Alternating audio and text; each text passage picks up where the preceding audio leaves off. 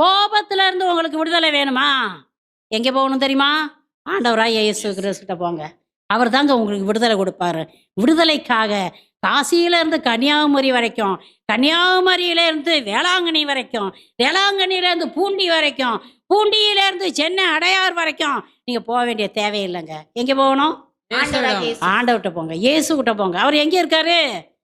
உனக்குள்ளேயே இருக்கிறார். எங்கே இருக்கிறாரு? எனக்குள்ளே இருக்கிறார்.